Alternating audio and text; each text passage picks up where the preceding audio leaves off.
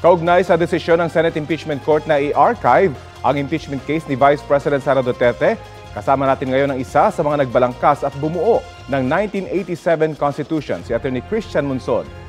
Balikan na natin ating panayam kay Atty. Christian Munsod tungkol pa rin sa naging desisyon ng Senado kahapon. Magandang umaga at welcome po sa Balitang Hali. Good morning, Attorney. Morning. Opo. Ano po masasabi niyo dun sa naging desisyon ng Senate Impeachment Court na in-archive yung impeachment case ni Vice President Duterte? Nandun po kayo mismo sa plenaryo at narinig niyo yung mayorya ng ginawang debate. What is your question? Opo, ano po yung reaction niyo dun sa kanilang naging desisyon na in-archive po nila itong impeachment case ng Vice President? I think what they said was they will archive it. And kung ang Supreme Court magbago ng kanilang desisyon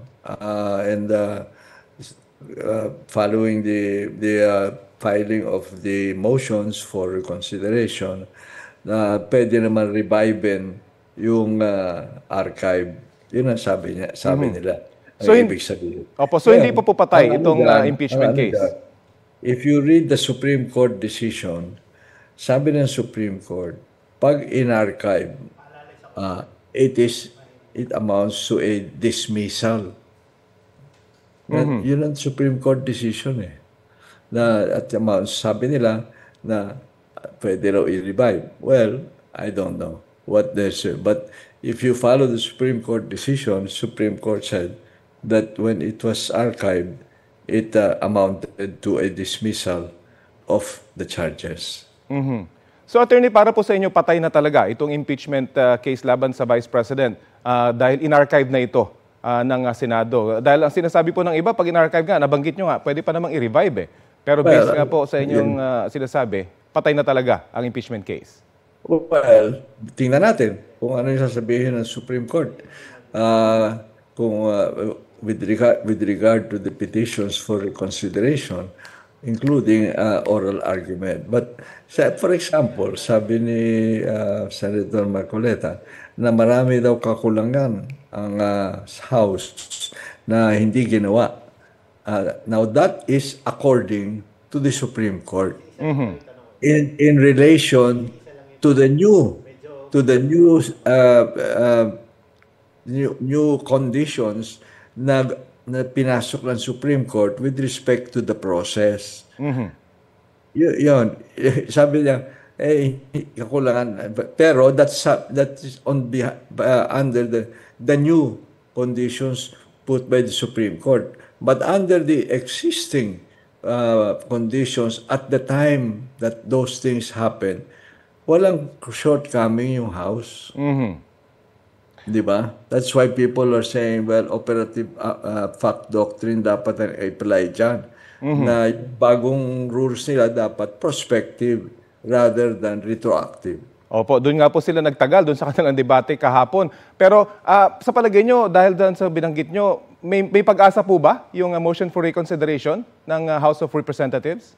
Well, I hope that the Supreme Court will look seriously into these issues raised and will judge accordingly, independently, and according to their conscience.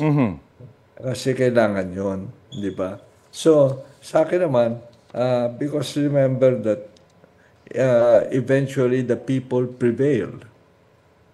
The people prevail. Kung kanilang hindi nila iniisip at saka hindi nila pinoprotect yung rights of the people, sooner or later, they will have to account for that. Opo. Nabanggit niyo po yung mga bagong panuntunan na sinasabi na inilahad ng Supreme Court at paulit-ulit pong ipinunto ni Senator Marcoleta na mali at hindi raw sinunod ng Kamara yung inihang impeachment complaint. Ano pong reaksyon niyo roon? Paano nilang sunduin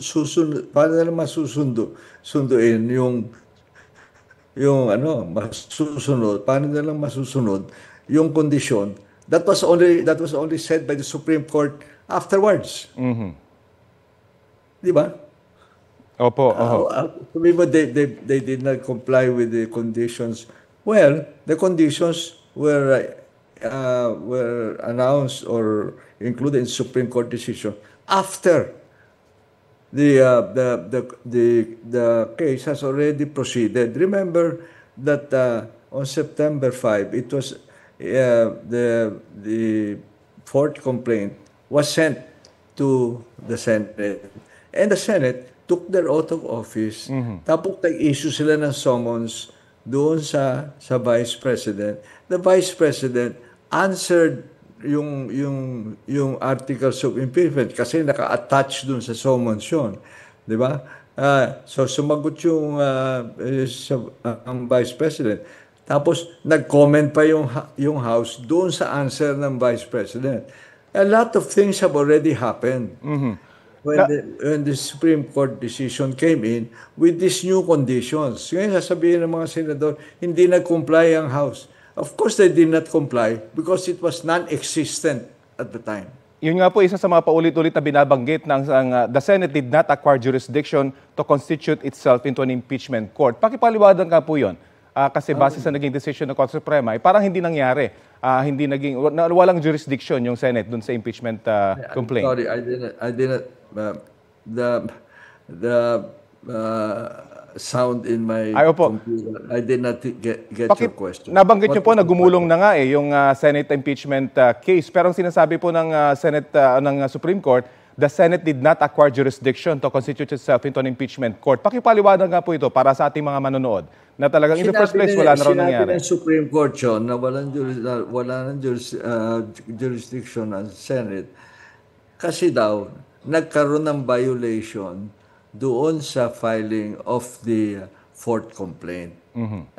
Yun ang consequence, no? So ano daw yun, ang constitutional void ab initio. So there was no jurisdictional power of the Senate anymore because there is no complaint. Opo. Wala na yung complaint, di ba? Sinabi naman po ng Senate Court kahapon na pwedeng ma-revive, pero sabi nyo nga kung pagbabasehan yung naging desisyon mismo ng Korte Suprema, hindi na ito pwedeng mangyari. So, posible po kaya na may maghain ng motion sa Korte Suprema para linawin nila itong kautusan na ito? Well, actually, the Senate has always wanted to dismiss the case. Do you remember when they proposed to pass a resolution to dismiss? Kaya lang, it was watered down on the objection of certain senators na sinabi, teka muna, no, you cannot do that. They amended that resolution to say na it was instead of remand, they said review, and then they said that without termination or dismissal. Pero ang original proposal doon is to dismiss. So the Senate has always wanted to dismiss this case. Opo. Kaugnay naman po sa issue ng accountability, sinabi po ng Senate President Chis Escudero, and I quote, "The Senate is not your playground to run after your enemies." Ano pong reaction niyo doon? Who is he referring to? Well, itong impeachment case po kasi paulit-ulit na sinasabi ng mga bumoto na i-archive itong kaso na talagang tinatarget lamang daw po si Vice President Duterte dito sa kasong ito. Well, that is up to the hearing. During the hearing is when doon po ito lalabas. Will be discussed, and the objections of the Vice President will be listened to. And the Vice President can face the witnesses, and due process yan. But what the Supreme Court seems to say is that yung due process applies even with respect to the meeting of the internal meeting of the House. Di ba? Yun ang sinasabi nila na dapat inform si Vice President, and the Vice President was allowed to put her side. but that the meeting of the House was not a hearing. It was an internal meeting in which the House endorsed the charge number 4. And after that, according to the Supreme Court, after that, anong tawag dito? na-archive yung tatlo. At ang interpretasyon ng Supreme Court, yung archive is dismissal. Okay. Well, abangan po natin kung anong magiging susunod na kabanata, ika nga, at kung anong magiging desisyon ng Korte Suprema sa MR at kung magkakaroon ulit ng pagsasampa ng impeachment case after the one-year ban. Maraming salamat po sa oras na binahagi niyo po sa Balitang Hali. Alright. 1987 Constitution Framer Attorney Christian Monsod.